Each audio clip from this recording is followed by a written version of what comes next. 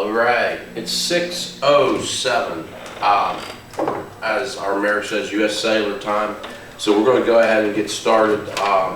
It's going to be a nice evening to discuss. We have a couple of good topics on the paper tonight. So without further ado, I want to first welcome. We have some guests in the house tonight. I want to welcome them. Appreciate y'all coming out. It's always a pleasure to have some of our citizens show up for our planning and zoning. I encourage all citizens to get involved. These decisions are things that we don't take lightly, and we really stress over them a lot because it's a big responsibility. So I appreciate folks joining in. Julie, thanks for coming out tonight. Amy, as always, thank you. So we're going to go ahead and start off. This is our regular scheduled planning and zoning meeting on the June 6, 2022.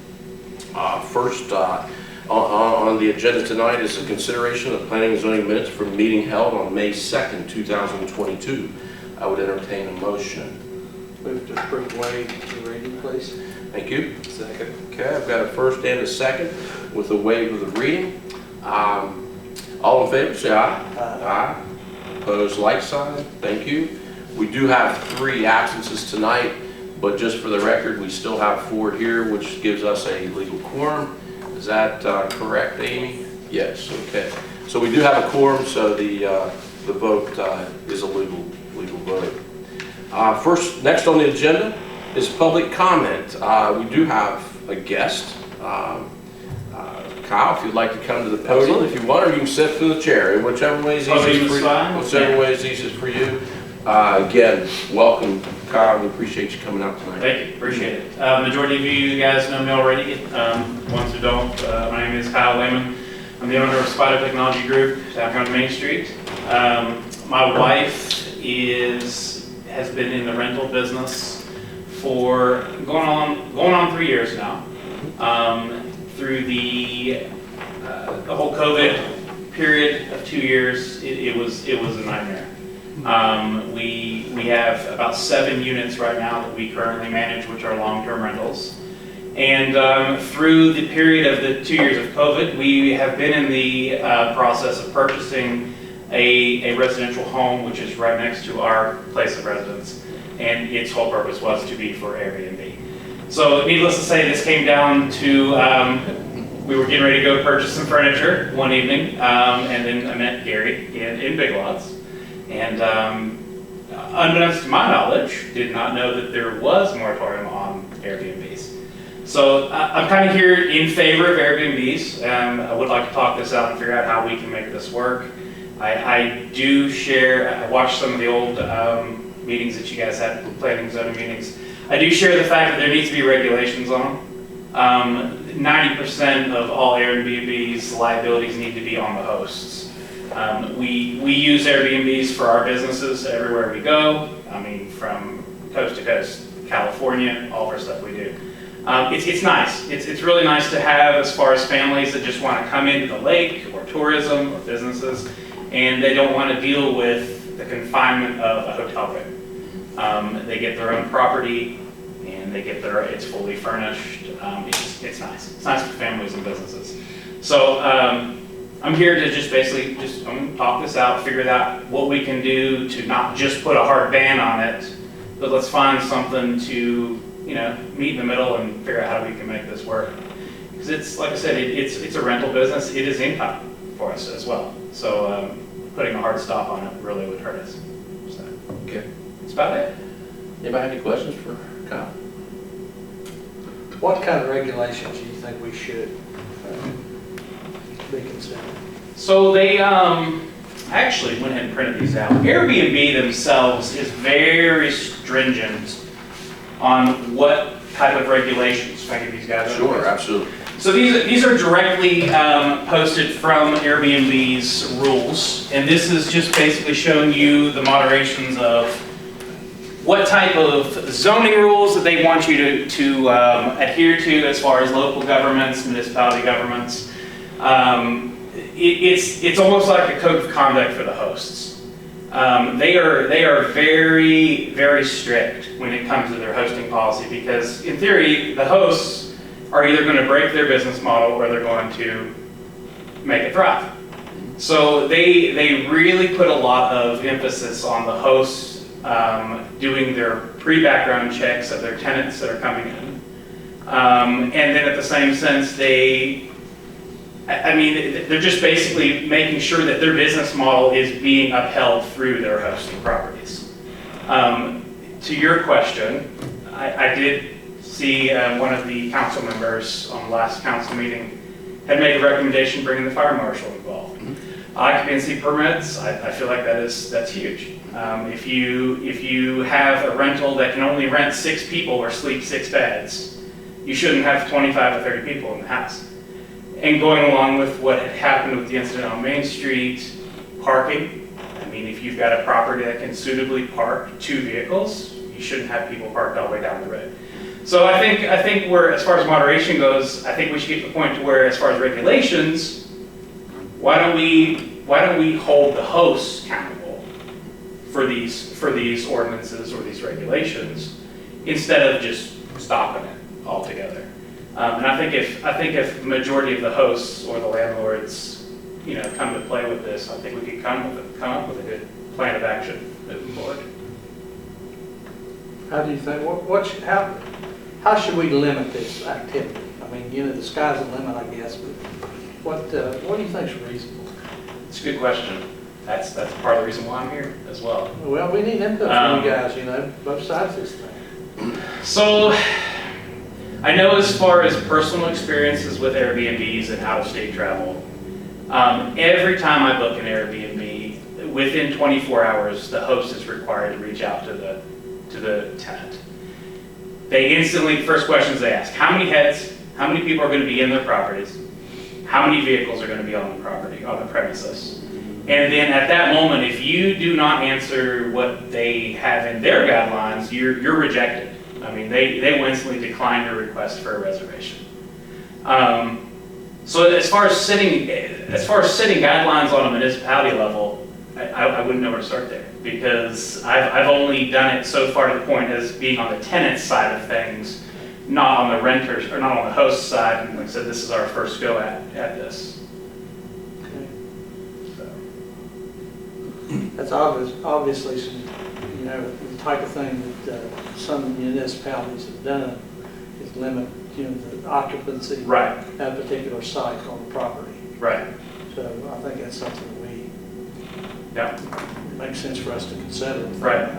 And I do agree with that. Like I said, that council member that said, let's get the fire marshal involved. Let's have, before we get the licensing to do the property or the Airbnb, let's have a max occupancy permit and say, based on my findings, you can't have any more of these, more than this number, because then it becomes a health and safety issue at that point. Just like any hotel business, like same way. Yeah, in reading, I've seen a lot of different ways of regulating it. I've seen them regulated on a whole as a city. Say, for example, you can have 60 on a whole. Right. I've seen them regulated by zones, just because certain zones, certain residential areas have, there's different numbers of households in those, Yes. in those areas. Yeah. So, there's a lot of different ways that you can do that, to help regulate it. I, too, believe that it needs to be regulated. We have a real obligation to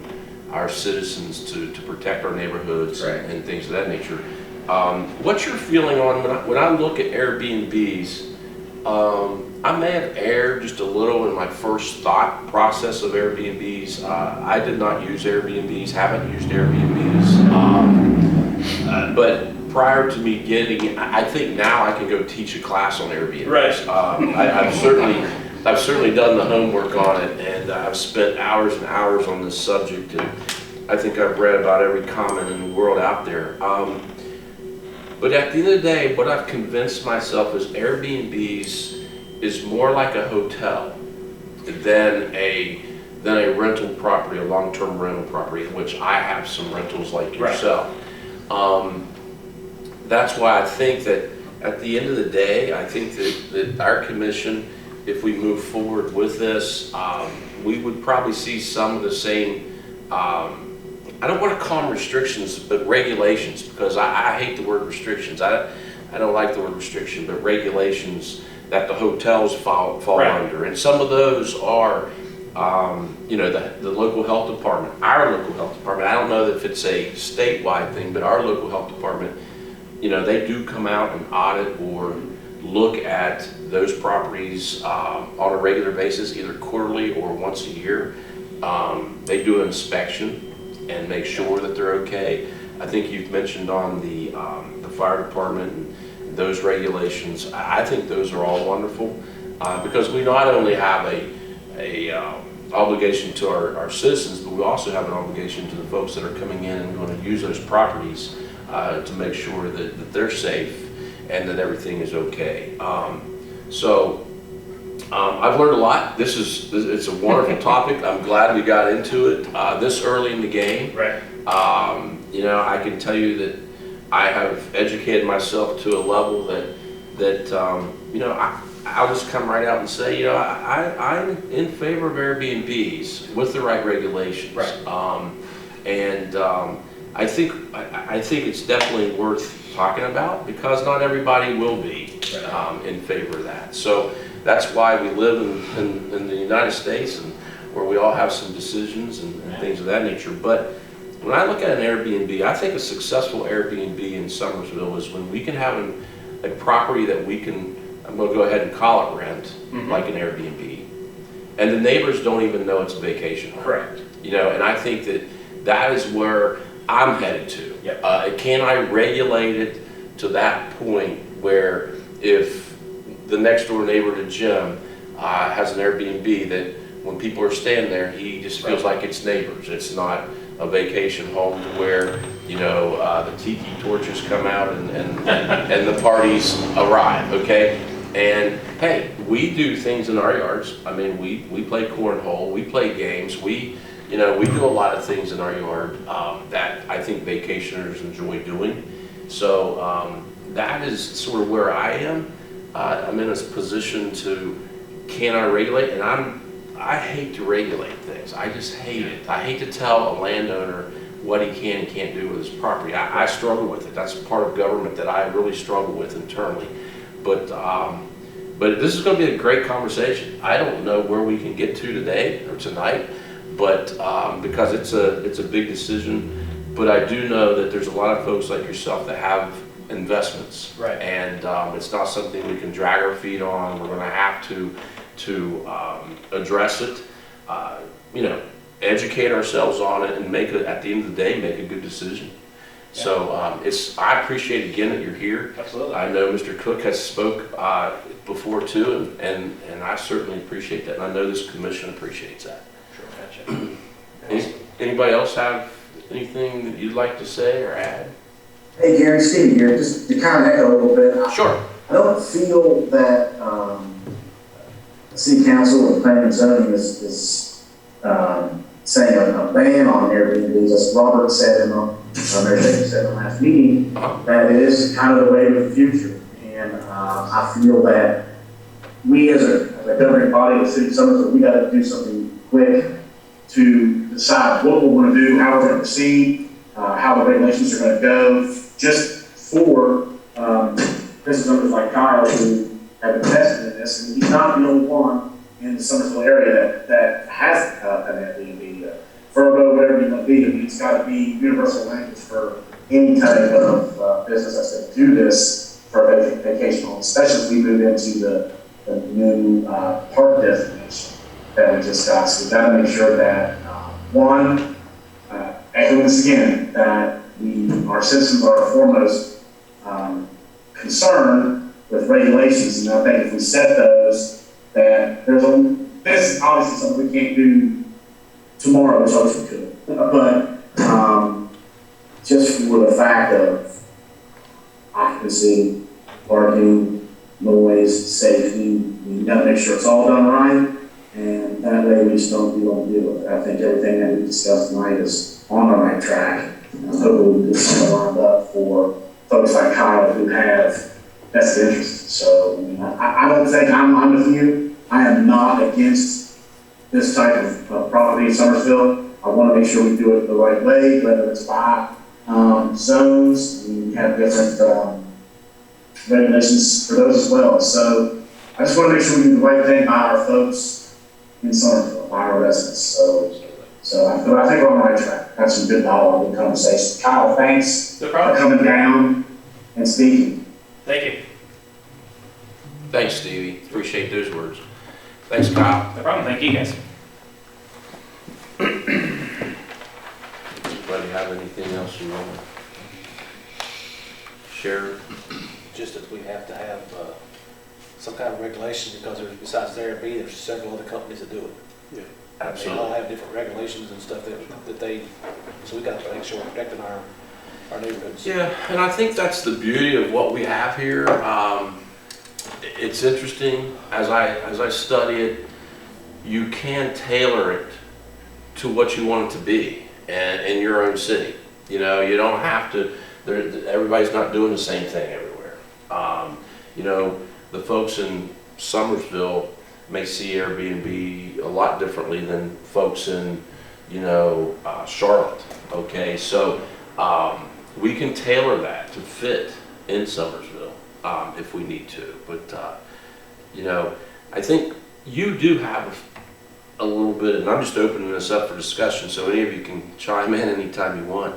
You have a little experience. I know you and I have talked about Airbnb. Right. Do you have anything you can share about Airbnb? I know your family uses them from time to time. And we actually go to Cocoa Beach every year, and we stay at an Airbnb, Mhm. and we're going, in 2 weeks we're going back, so. What do you find with Airbnbs? Do you find a lot of rules? Do you find a lot of Yeah, they have, regulations? the one we have, they have actually have cameras on out around the outside of the house. Right? And if you have, the limit to house we stay in, there's a 4-bedroom, Mhm. and the maximum people could be 12 people. See? And they average basically based on the number of beds, Yeah. Yeah. and So they're regulated. then there are a number, but they have the rule, the number of cars you can have in the driveway. Mhm.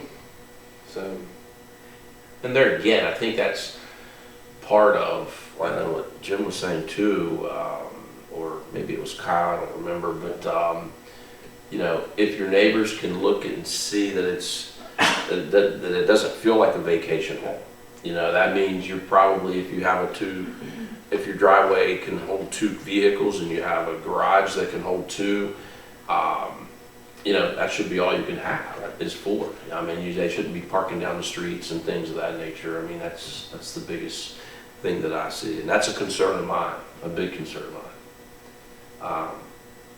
That's good. If I get just one more thing, circling back, if, like I said, 90% is on the hosts. Mhm.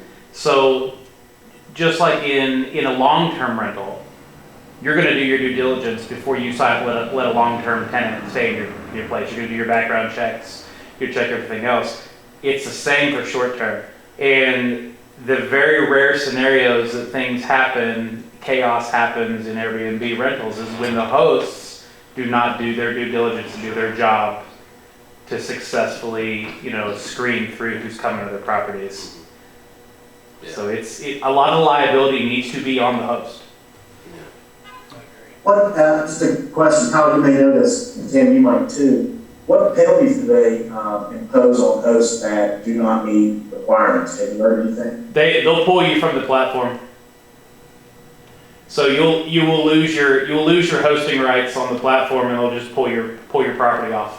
Which, by the way, that platform is what I was last meeting talking about. I think I was calling it like a data bank or something of that nature, but it is a platform. Without that platform, their marketing really is limited. Right. That platform is where they We're not market. going anywhere. Without it, they're dead in the water. And then they have to go out on Google and do some things on their own, which is quite expensive. So that platform, it's critical that they remain a part of that platform. Correct. For sure.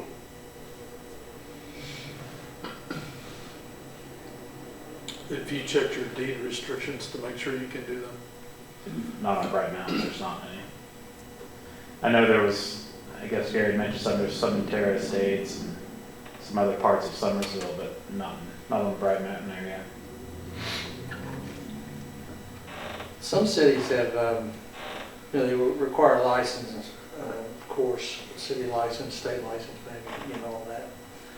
But also, they do it on a conditional use basis.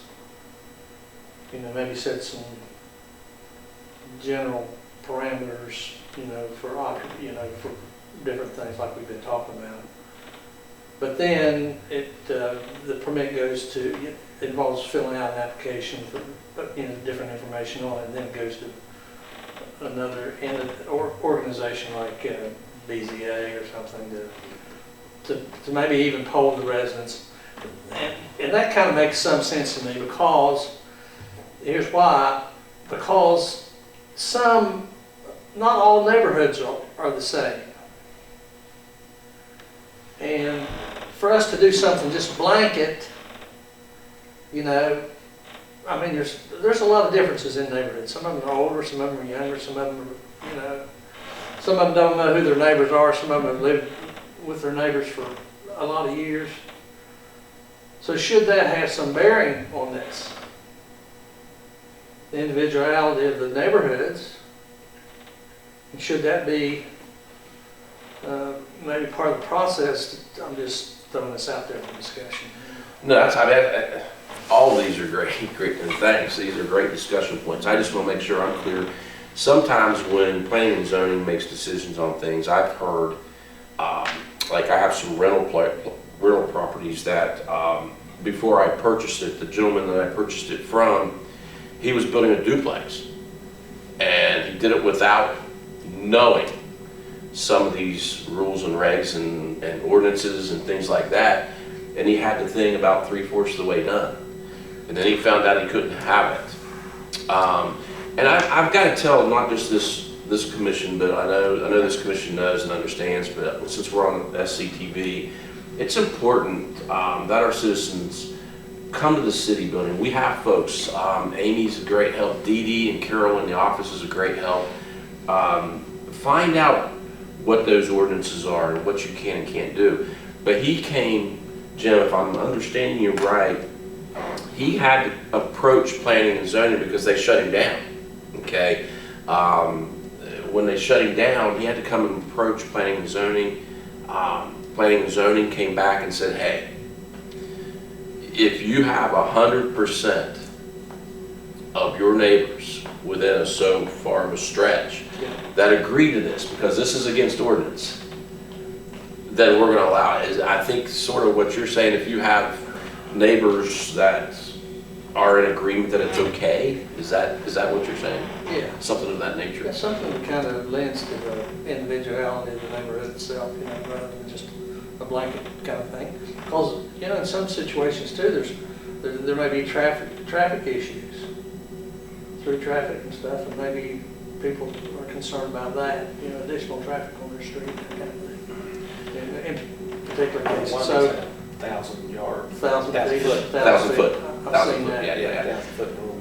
So that is why, and Amy, it was Amy's call on that. She thought it would be great to send you guys some hard copies of some of the things that we were looking at. And there's just enough in there to stir you up and make you, help you think about things a little bit. It opens your mind up to a lot of things.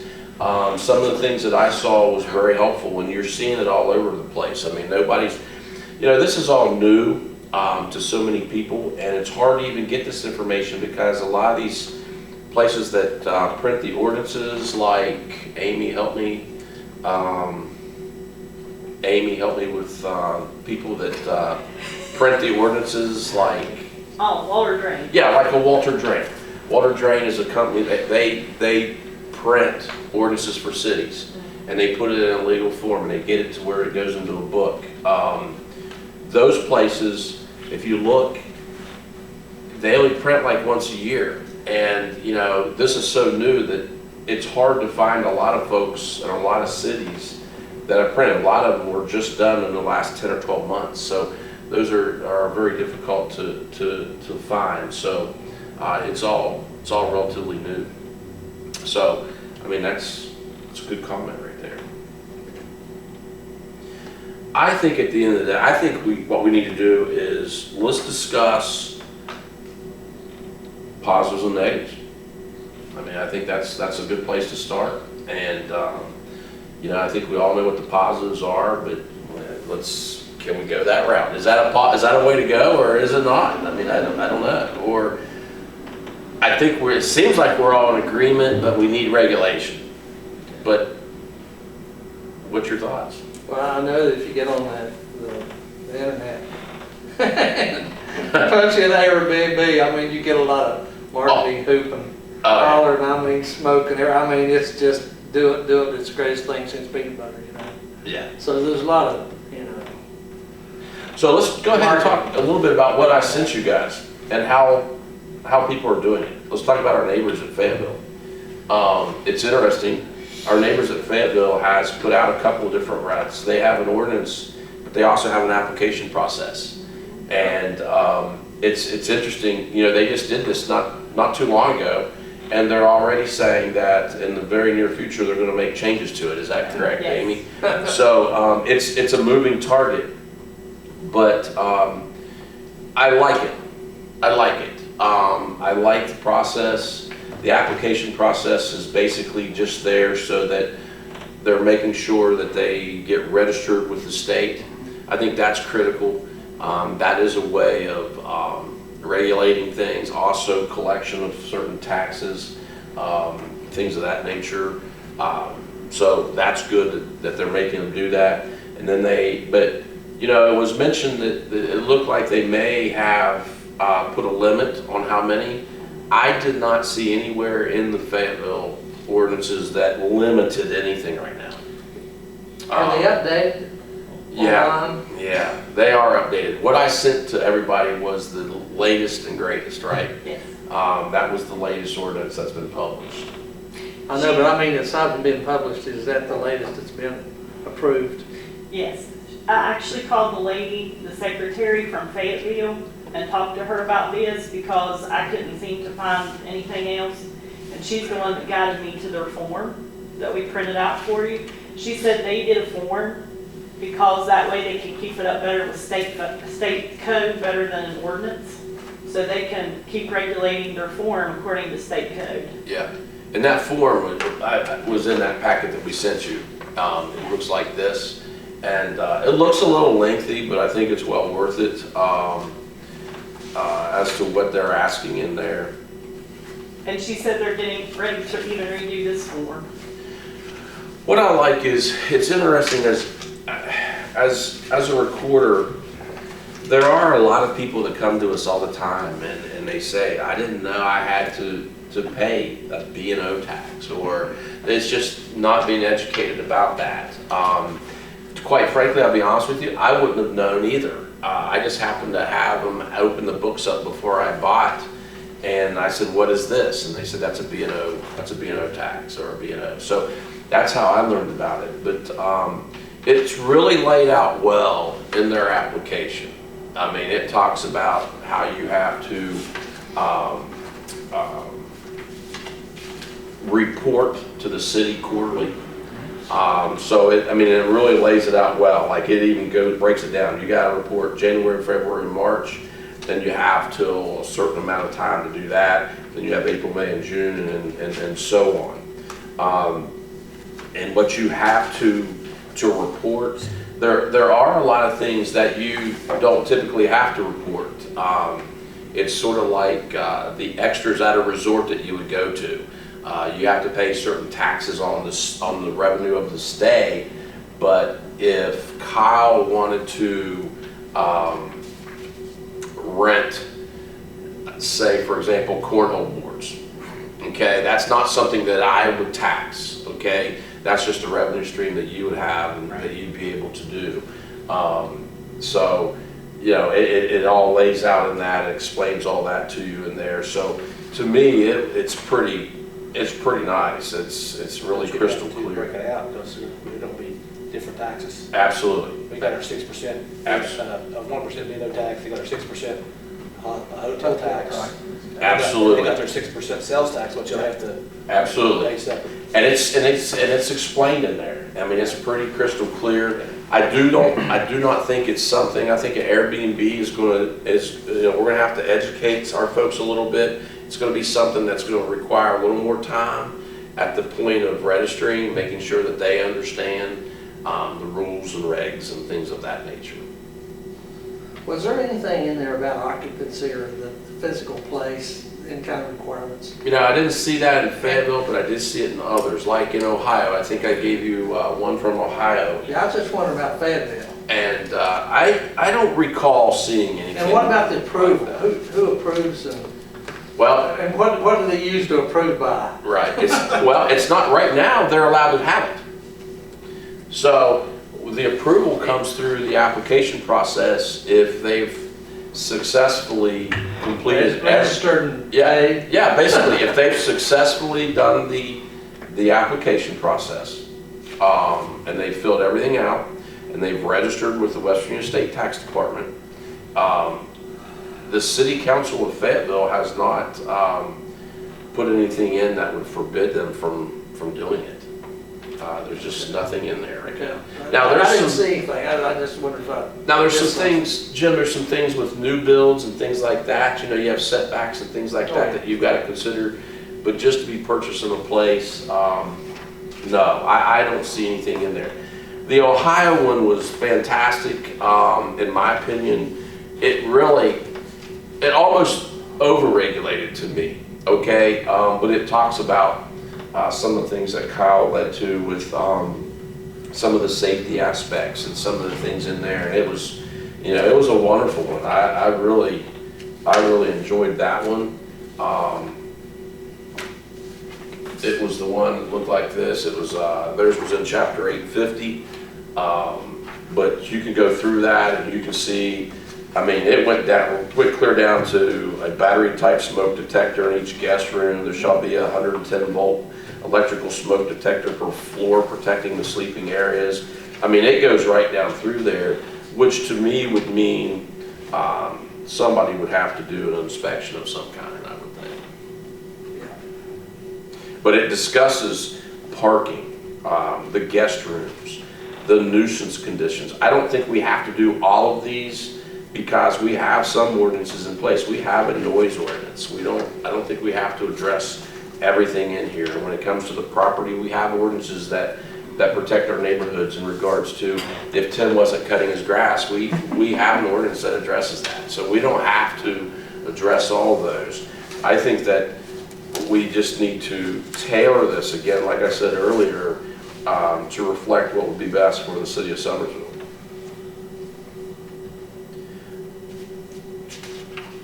It's a good one though. If they have notification to the property owners too in this one. Absolutely, absolutely, 1,002. absolutely.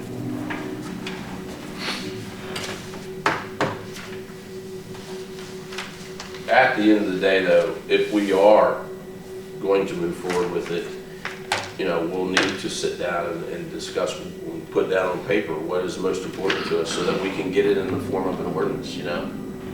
Yeah, another question, I guess, or something maybe we should talk about, what about the ownership of these things? I mean, are we going to allow property owners to rent, and then whoever they rent to, are they going to be able to rent again these short-term rentals? That's what I mean. That's done in quite a few areas. I mean. You mean like a subrent? Yep, I was asking. yep. There's strict rules in Airbnb about subletting. I don't think they approve of it. Yeah. I mean, how much do you want the ownership to be local? I think that's hard to regulate, but I think that would be wonderful if it were local people. I think we would love it to be all local, but at the end of the day, I don't think you can make everybody I like know the one we rent is somebody from, I think, New Jersey or Delaware that owns it, and we're going to Florida. Yeah. Oh, that's what's going on in Fayetteville. Yeah. Those folks are from out of state. Jim brings a good point up, though. I mean, a lot of these, and particularly this one, we were talking about this Ohio deal, they say that a lot of them require that the property owner be on the property. Yeah, yeah. But that brings up a good The point. host to be the property owner and the property owner to be on the premises. I agree. Is that right? I would agree with that. So the majority of, going with what all of you have said, there's a big market in this right now. So a lot of real estate moguls are going out and just buying these properties up. They don't live anywhere near their properties. They hire on management companies Yep. to clean them out and to monitor them. But the difference between that and an on-site owner that, you know, I'm walking next door to see my rental property, I can see everything that's happening. There's where a big disconnect does, it makes a big difference. I think so too. Yeah, I Well, would yeah. agree with that. If you're a local owner, Yeah, more than likely, you're not gonna especially in live, Summersville, Yeah. everybody knows you. So, Right. I mean, they know how to find you and they know how to reach out to you. I mean, but should that ownership, some kind of ownership provision be, and hosting be included in our ordinance, you know? I don't know about that. I know where we go to is a neighborhood that was kind of an older neighborhood in Cocoa Beach. And the neighbors who live there like the Airbnbs getting bought out by people because they come in, they buy a house, they spend $200,000, $300,000 on buying a house, then they spend $500,000 fixing it up. Correct. So it upgraded the neighborhood. I guess it could go either way. Yeah. That, and I think that's a real positive. I love it. I mean, I remember a home selling next to me that went for a lot more, and I cheered it on. You know, it was wonderful. On the flip side of it is it can drive some expenses up. Yeah, absolutely. Another thing that I think is, could be a concern is, and this is pretty common to land use kind of decisions, is what effect does this have on values, home values in the neighborhood? Amen. Yeah, I mean, that's, Yeah, it can. Amen. I don't know, I mean, I guess that could go either way, just like you say. It could go either direction. But the only thing I'd like to see is we put some kind of a requirement in there that if you got a 3-bedroom house, you can't have 20 people in a house. right. Yeah, I think so. I agree. Oh, yeah. You gotta have ordinances with that, because that's gonna, I know the place I used to have in Myrtle Beach, a lot of people are moving out because they don't control what they say. They say it's a 10-bedroom, 10-person rental, and there's, 3 30 or bedrooms. 40 people staying in the house, but bringing in 12 carloads of people. And they gotta take the whole street up with cars. Yeah, Yeah. yeah. I mean, as an owner, you wouldn't want that, really. If you were a good owner, you want that many people in your house, Yeah. tearing your house up, No. so.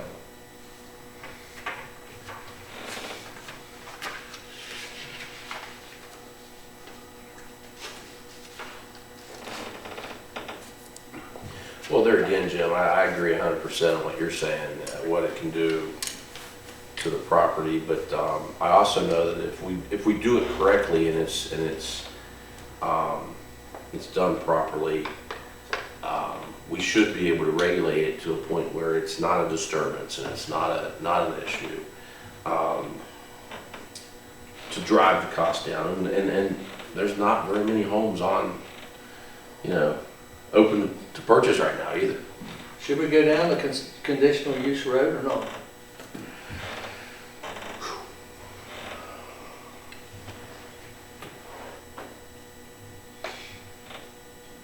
That's kind of been on my mind quite a bit when I pondered this thing, so.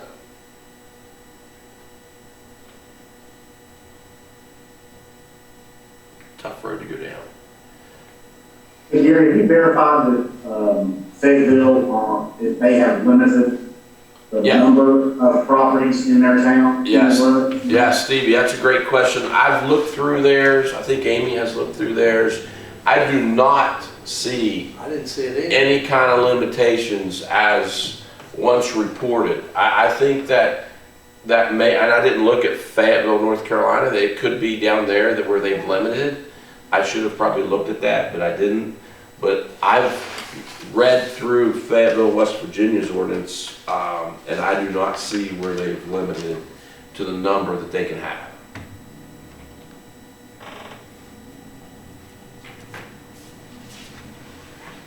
Gary? Yes. Just throwing that out to you guys, is that something that we want to consider in Somerville? That's a question, I don't know. No, I- Either. No, I think it's a great question. I think at the beginning of this, that was brought up as an option, and I wouldn't be against it. It is something that you could start and change at a later date, but certainly it's done in other places. If you read, you'll see that there are other places that have limited the amount of Airbnbs that they'll allow, not only just in their city or county, but by zoning. I mean, they'll do it by zones too. And the reason for that is there's a big portion of our city that has the deed restrictions that will not allow it. So therefore, certain parts of our city will take more of these folks on than like where we live. We have deed restrictions. We can't do it in our neighborhood. So, Mr. Whitby, may Yeah. I address the board? Doc, please go ahead. I'd said no on the floor. I can stand up or whatever you want me to do, but. Whatever you're comfortable doing is fine. Well, actually, you might be surprised, excuse me, for me to say this, but you know, I expect there will be Airbnbs in Summersville. Yes. You know, Yeah. it's, to me, it boils down to, at the end of the day, it's a business. And like what was said here, it's maybe more akin to a hotel than, you know, there's definitely a difference between a long-term rental and a residential rental versus a hotel. Mhm. So at the end of the day, if you think of them as mini hotels, do we really want many hotels scattered out through our residential areas? Sure. And I think that definitely the zoning, you know, the geographic areas of the town need to be looked at. Yeah, The different neighborhoods that these would be in, because it's a business, and it's actually, if you thought of a hotel being beside of you in your neighborhood, you might think differently about them. I mean, you know, Yeah. think of a hotel. I mean, that's what someone said, maybe it's kind of like hotels, but yeah, but I think in the right areas, maybe in mixed use areas in town, that might be an appropriate area for them. You know, where there's businesses already located. Yeah, right now, and I've even heard this, and Kyle may be able to share some of this, because when you have rentals, you just have this, because I've had it. You can have a bad apple on a rental. Like right now, your neighbors can rent those homes. They can leave and rent that, make it a long-term rental. And you can get into a bad long-term rental. And oftentimes those are difficult to get out of. I had a bad one, and it was good. It just went bad over a period of time where they just got into some wrong things, and my place was destroyed. And my neighbors was living around that, and and I began working immediately on removing them. But it's a process, and sometimes it's difficult. So you can, you know, so we're talking about Airbnbs. If you get a bad one on an Airbnb, it's probably for one night. We're gone. If you get a bad one on a rental, it can be for weeks and months at a time. So, you know, I mean, in all due respect, I agree 100% on what you're saying, but the flip side of that is also a long-term rental. You get into a bad situation and you're stuck. You can be stuck for a while. And so, Well, I That's think things. there'd be a slippery slope of maybe, you know, what is to say if we open up all of our neighborhoods to residential, or to businesses, our residential areas? You know, why can't you just open up a hotel? I mean, why can't you just open up a hotel, or, you know, some other, you know, similar business? You know, so, Or maybe not even a similar business. right, or a gas station. I mean, yeah, where are we going with this? I mean, are we, I don't know. That's why there's zoning. yeah, well, the reason I brought up what I brought up was because we allow rentals now. Okay, so we don't have any ordinances that restricts those rentals in those neighborhoods. And we've had some, and Cal, I don't want you to share any stories, but I mean, I'm sure you've had some. Oh my I'm goodness. sure you've had some. Dealing with So- them currently. And it's a difficult situation, and I feel for those neighbors. Yeah. I know that I take my rentals very serious, and it's because I want those neighbors to be protected. And I say things to my renters if I see things out of the ordinary. You know, I don't want that to happen. It's like Jim said, maybe it should be somebody local. Well, they certainly, all those neighbors know how to get a hold of me, you know, and that can be a good thing, you know, so. I just want everybody to know that rentals can too have some bad tenants. Put COVID on top of that. Oh yeah. You take jobs And, away. and, you know, you got tenants that don't want to pay, and the law says you can't kick them out. Yeah. So I agree. it's tough. Agree 100%. So where do we go from here? I think that the bars and rental, it won't be an hotel because they can't stay one night. I don't know if Airbnbs, they have a rule, it's got to be more than 2 nights or more. No, it can be one night. I know that That's all dependent on the host. Yeah. there was at a lot of places in Myrtle Beach, won't let you can't rent for one night. Yeah. At the condo stuff, it's a minimum 2 nights because one night turns it into a hotel regulations, 2 nights doesn't. Yeah. I've also seen there's a lot of these folks, I know Jim, you've probably seen these in here too, but you know, Airbnbs, and they restrict the number of nights you can't stay, like over 30 nights. Right. Less than 30 or. Yeah, less than 30 and things of that nature. So there's a lot of folks are putting those in their ordinances for sure. I don't think Airbnb people would have a problem with that because they're not into a long-term deal. They're going to make money on their turn. And the shorter stays are going to make them more profit, basically.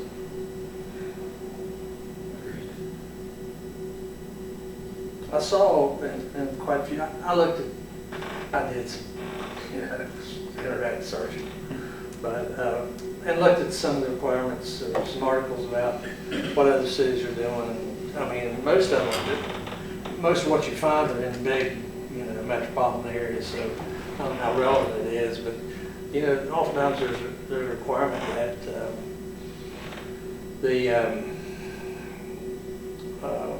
there's a limitation as to how many nights can be rented and the owner not be on the premises. Now it might be 60, 90, 120 days.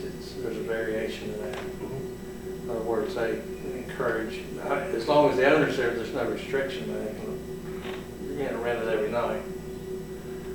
But just the absentee, I mean, that seems to be kind of a common theme that, would you agree? So I've spent many nights in Airbnbs, and I would say 90% of them throughout the entire history that I've spent on them have always had the owner close, or at least stop by to make sure you're welcome in and everything else. The 10% that's left, I have had a couple rentals that have had management companies that would greet you, and they would work on behalf of the owner. And of course that would be their job. Their job is to make sure that your stay is correct, that it's clean, that if you need any enemies, you take care of it. But for the most part, there's always been someone of some nature there from every one of my stays. But if you look at the requirements for a lot of these cities, what they require is they make some kind of requirement that has to do with the host or the owner being on premises for a certain. So that's sort of for at like, least a certain number of days. so that's sort of like a bed and breakfast, correct? I mean, a bed and breakfast certainly has folks on premises most of the time anyway. Yep.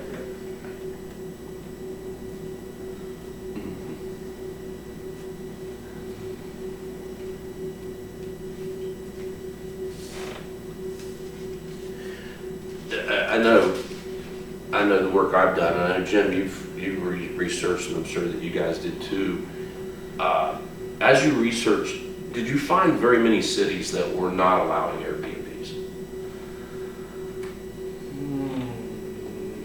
No, I didn't see too much about that. I think it's No, I mean, I'm not finding very many cities that are not allowing them.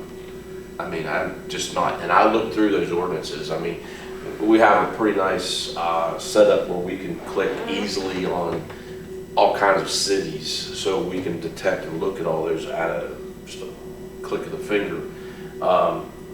That's the big thing that I have right now. It seems to be the wave. I mean, people are going that way. They're going with those Airbnbs.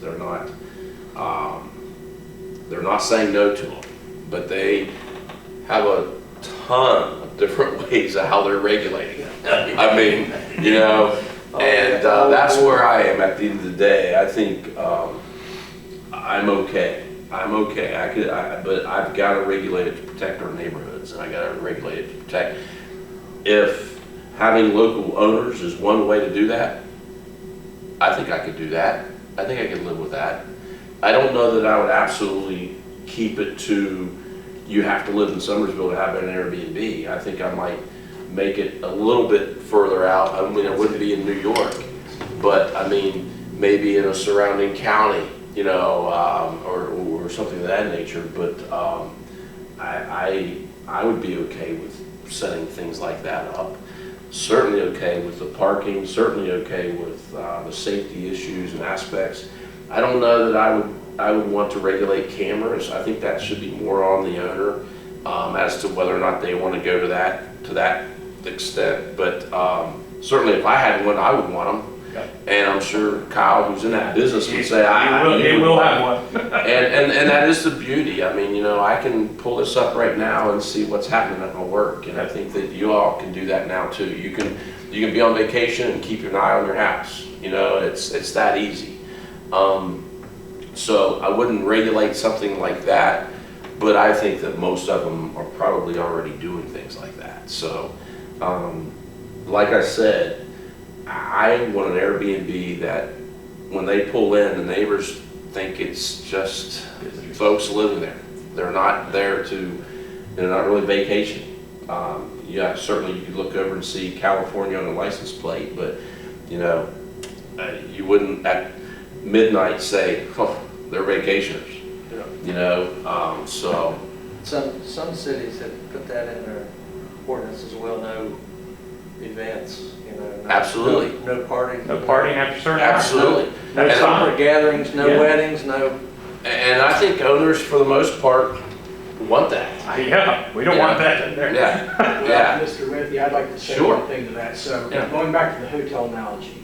Huh? So if we think of it, there's, you know, different price points with hotels. So it depends on, you know, and we can all think of different price point hotels. Some hotels, some people in this room wouldn't want to stay in, and some are very nice. You Sure. know, across the country. So I'm not saying here, but, you know, it depends somewhat on price point. Yeah. And you know, and the type of hotel it is. So, you know, I think that would be a factor as well. Yeah. Well, there's no doubt. Gary, did you run across the city of little small town Davis, Tucker County? No. Article about what they're doing? No. They're wrestling this thing like a bear. I mean, big time. So I don't know what we could do to reach out and find out where they are on theirs, but I mean, they've got all the same, it just sounds like us, except in a bigger way because it's a smaller town and it's, you know, about 99% tourist and. Oh, absolutely, up there it would be. Yeah. Yeah. So they've got concerns, you know, pretty much like what we discussed, but all this stuff, so. I don't know where they are on it now. Okay. I didn't get Davis it. and Tucker County, yeah. I know that, you know, that's a huge tourist area. I don't even know how much availability they have up there, but, you know, it's not a real large population. When I was doing some, I don't mean monopolize the conversation, I was throwing stuff out. It seemed like I guess I was in the sun too long today, talking more than normally with it. Anyway, when I was Googling around, every time I wanted to try to see what Charleston, West Virginia was doing. I kept trying to, find something that somebody had done that could help us. Every time I put in Charleston, West Virginia code of ordinances or anything like that. I got Charleston, South Carolina. I mean, it's all over the place. You know, articles about what Charleston, South Carolina's doing. Articles, different things. This one article, and they've got some pretty simple kind of stuff. I'll just do it real quick and simple. It says properties must be owner-occupied primary residences. All hosts must apply for a short-term rental permit annually. Hosts must be on the property overnight when guests are present. Only 4 adult guests are permitted to stay for short-term rental. Short-term rentals must provide 1 off-street parking spot in addition to any parking requirements for the residential use.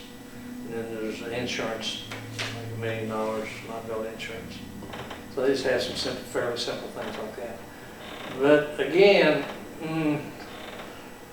I would like to kind of see the neighborhoods protected a little more.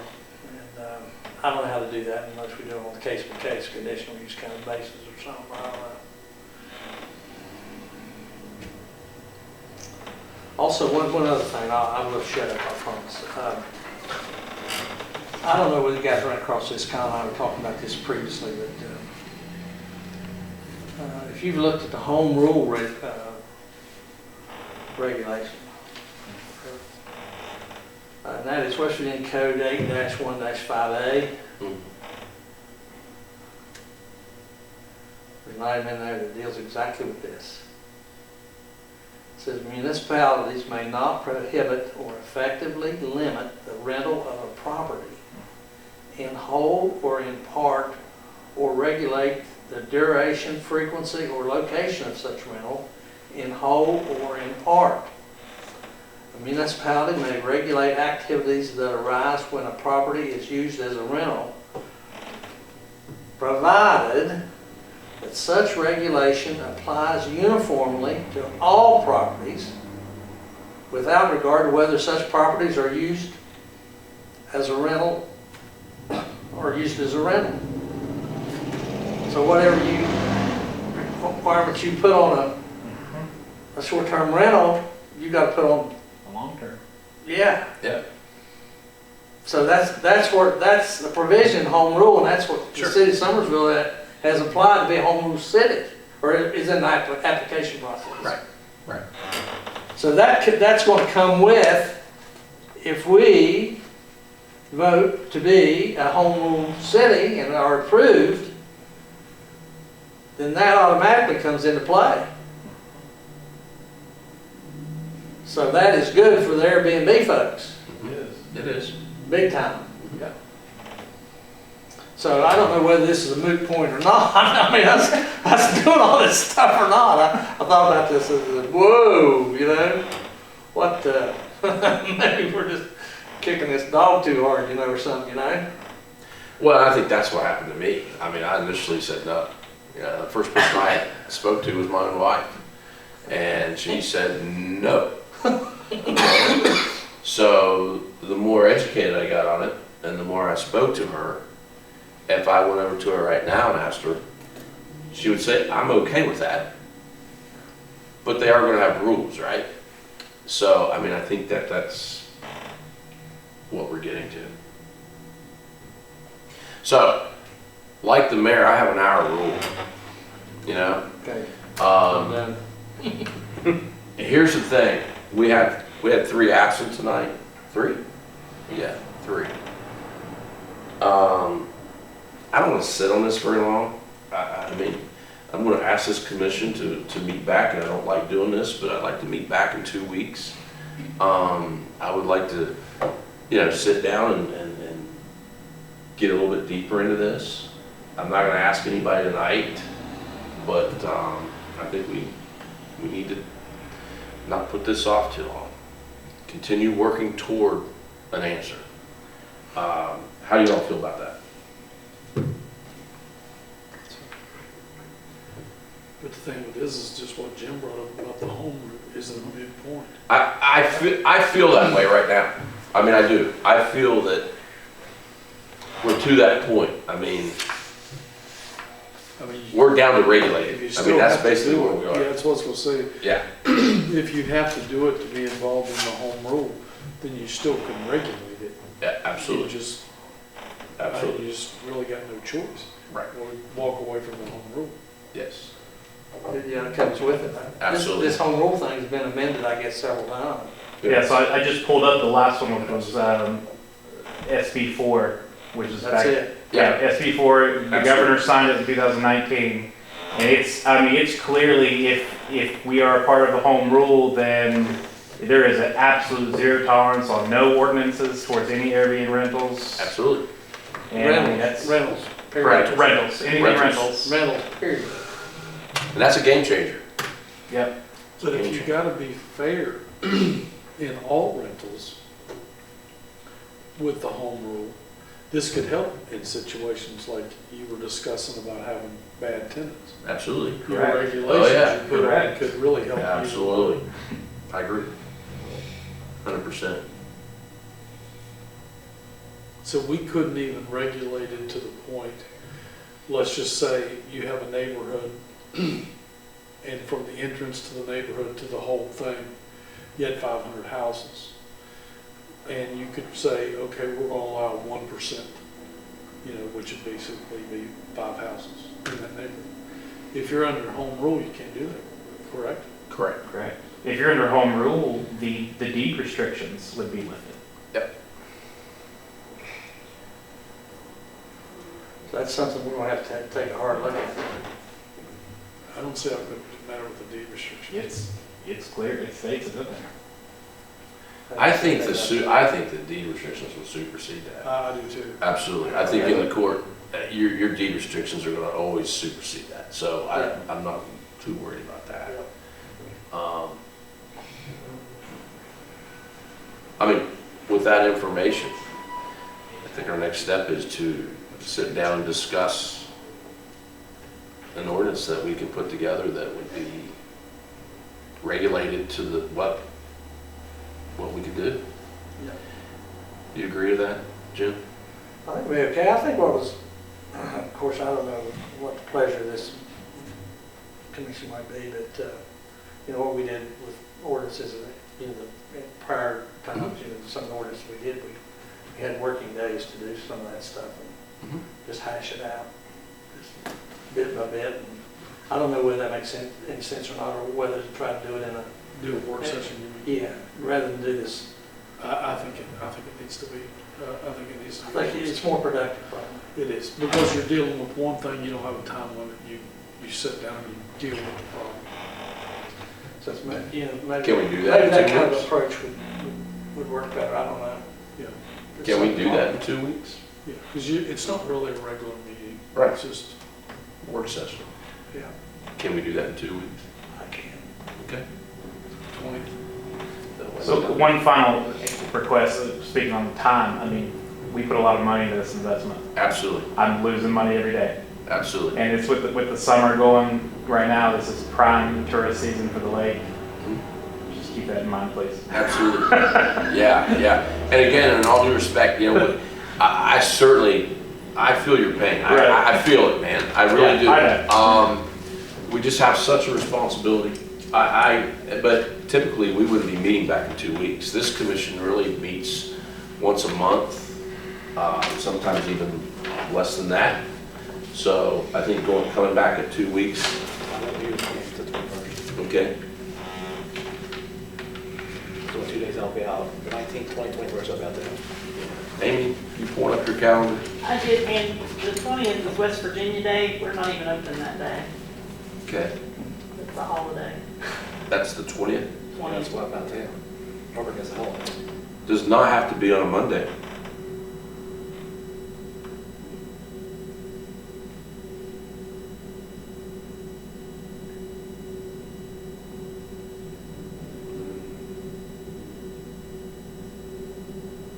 I'm good for 8 days except at 3. Thursday's my only day I can't, in the evening, every other day I'm okay. About Tuesday evening, the 21st. Get pushed when you get back. I don't know what time I'll get back. When you coming back? 21st. Oh, okay, I'm sorry. do drive Only works fast. there, right? I gotta get home. Thursday's bad. I'll tell you why. That's the why only, not. there's 3 days, 19th, 20th, 21st. If you got time, I'll be here. Wednesday, 22nd. I'll be here. Do y'all have any conflict with Wednesday, June? You're okay on Wednesday?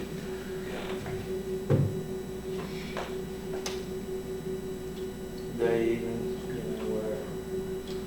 Let's deal with it. We've got so many ordinances that we have to deal with in Yes. this town.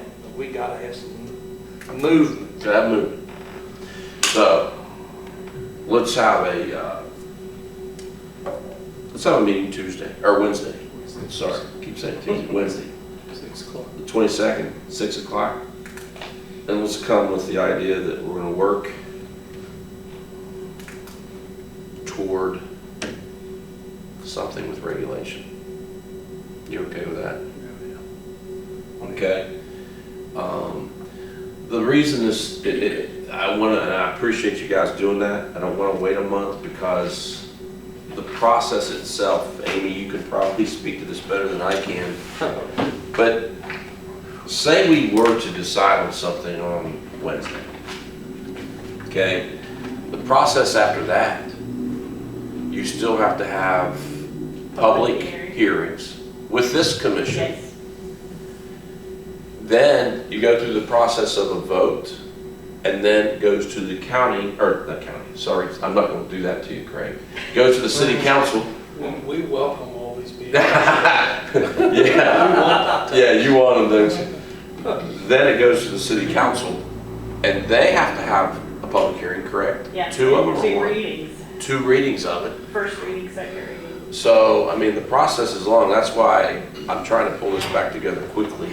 Well, in Kyle's situation, would he be better off to get a meeting in front of the B and Z and see if he can get this, an exemption so he can be renting this through the process? I think, to me, that's a great idea. The problem with that is, I'm the one that goes through my office to set that meeting up with the BZA.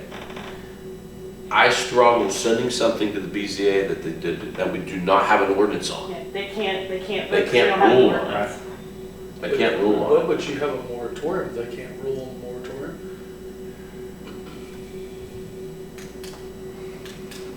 Because in a way, that's kind of. I think that's a question for Greg. That's almost like an executive order Mhm. per se, the moratorium is.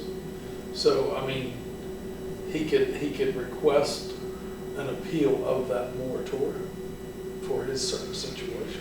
It's probably a question for Greg. Yeah. I mean, it would be, in my opinion, it would be. The first process of that would be he'd have to apply. I'd have to deny it. And then I would have to have permission. I'd have to go through the city attorney to see if that's something that they can even vote on. That's my personal opinion on it. I mean, I'll do it if he says it's okay to do, and that board could do that. I'm perfectly okay with setting it I up. mean, but eventually it all has to come back to council. I mean, It does. Could he have an appeal in front of council? An emergency appeal, if nothing else? I mean, I'm sure he's the only person in Summersville. I mean, Yes. we saved 2 years for this house. Yeah, yeah. This literally just happened the perfect, horrible time. I'm afraid, and I'm just gonna be, I'll be really honest with you. I understand and I get it, and I would love to see that happen.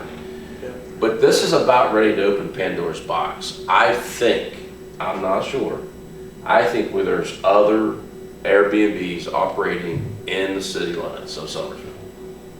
And if so, this would be opening it up. All those folks would then come in and want to do that, and it would be flooded, I think. I mean, Kyle even told me that the other day. It was like, you know that you have others operating. Oh, yeah. And I think that's what may happen. Now, they may not be in the same situation he is. He just purchased the place. I think You they should be getting the hotel no tax from them right See, now, because. So Airbnb requires the occupancy tax. Yeah, and it's. And by West Virginia, it's directly through, and they'll actually report it for you. Yeah, and that's why Fayetteville's doing the application process and making sure you're registered with the state of West Virginia, because they'll collect that 6% Correct. tax. That's the reason they do that. So are they collecting now though? So, The no, grants. I'm telling, no. I mean, you said that there's others operating, okay, like several others There are. operating, okay? And, that's sort of where we are. Yep. I don't want to put something on a fast track just to put it on a fast track, but this is something that needs to be addressed quickly. Like Jim said, we have others too. I have another half a dozen things that I'm being begged to address right now and get fixed. So, I do want to clarify this. Your last meeting, you had mentioned to the board, the council board, that you had looked up on Airbnb's platform. You had saw 2 or 3 properties on the deal. That map goes black. If those if those days are rented, they'll black out. yeah. So what you're not seeing, like during the summer, you'll look at Summersville and you may see the bed and breakfast. Mhm. You won't see everything else because it's already packed. I mean, they've already rented them out. Yeah, they booked. So you really don't know truly how many are here. Yeah, you're right. Well, how is it, Colin? Let me just ask you a question. Yeah. How is it that, if Airbnb's got, you gave us a list of stuff, that you're Yeah. supposed to do and all this kind of stuff. And they're obviously operating illegally because they're not licensed with the city of Somersville. Correct. Yeah. And that's part of it. I mean, shame on the hosts. I mean, they're not. I mean, They're not to registered. think that Airbnb keeps this thing, Yeah. they don't. Otherwise, you wouldn't have this going on. Right. Well, and I think that when you read, everywhere you read, and I know, Jim, you probably have seen this, and you guys too have, everywhere you read, it talks about Airbnb. The very first thing in the article is always check with your local municipality for rules and regulations. It's always that. I mean, everything I've read is exactly like that, so. There's probably limits their liability. Some lawyer wrote that. Yeah, I'm sure. Yeah. You okay? What's the date? 22nd. 22nd, 6 o'clock? We'll come with the idea of writing something and Yeah, anything else? getting. Well, it's very interesting, but I just was sitting there thinking that, there are a lot of financial considerations, but when I had that situation on Main Street beside me, I just felt like my property value went down a good 10, 20, 30 pounds, who knows how much, because, so, there's different sides to the coin. I mean, some people might feel like their property value decreases if an Airbnb goes in beside of them. So, another financial consideration. Yeah. Okay. Again, thanks, guys. Appreciate you guys We're coming. gonna talk about tiny homes. It is on there. Want a quick discussion on tiny homes? I don't have any of those. So. Okay. You're out. This should be a simple conversation. Okay. Any discussion on tiny homes? Tiny homes are just campers. They're sheds. Any way you look at it. And when you research those, I think the best way to do it is put a minimum square foot on a permanent foundation. And I think that's what you run into to prevent. Which we have, right? 800 square, Yeah. is it I 800? think it's, is it? I think 1,000. I think it, I'm not sure. I'll need to look at that to make sure. I don't want to say. I know Greenbrier 1,000. County is, Greenbrier County is 800. But I gotta tell you, we're running into that right now. I mean, we have people applying right now for stuff like that. It's here. It's not going. I can't sit here and say it's coming because it's here. All right, it's already here, and I gotta tell you, I'm like going, whoa, okay. Until I don't want to go down that road and find out later that shouldn't happen. What does the home rule say about that? I don't know. I wasn't looking for that one. It may be in there though, I don't know. I think a lot of that will be, Who knows? Craig, that'll be whether or not we would regulate that. If we would say, put an ordinance in that said you could do it, if they become a rental, it's gonna fall under the same rules. Right? Yeah, because if it's a mother-in-law suite, she's, Yep, it's not. yep, absolutely. Absolutely. I was reading some article about some guy, and I think I mentioned this last time, somebody got an arbitrator somewhere, had a school bus and they fixed it up. Doing Airbnb in that school bus. I mean, is that what we're gonna have here with our tiny homes? I don't know. You'd be shocked to see what you'd see on Airbnb. I bet. They're Tents? calling those condos. You sell these things, you sell them, you know they're nice. They can make them A lot nice. of people live in Make it. them as nice as you want to make them. Nice Yeah. camps. Yeah. You Sure. can make them double wides now. So do we wanna regulate that? I think let's fight one battle at a time. Let's get this Airbnb thing. Okay. You want to tape, I think it's a good point. You want to table tiny homes, let's get this Airbnb knocked out. Yes, until we get everybody else here. I agree. Okay. Good. Sure. So I'm gonna go ahead and table the tiny homes, and we'll take that off the agenda until we accomplish getting the Airbnb completed. Good? Sure. Okay. Any other comments or questions? Okay, I'm gonna entertain at this time a motion for adjournment. So moved. Thank you. All in favor? Aye. Opposed, like sign? Thank you. Get it done.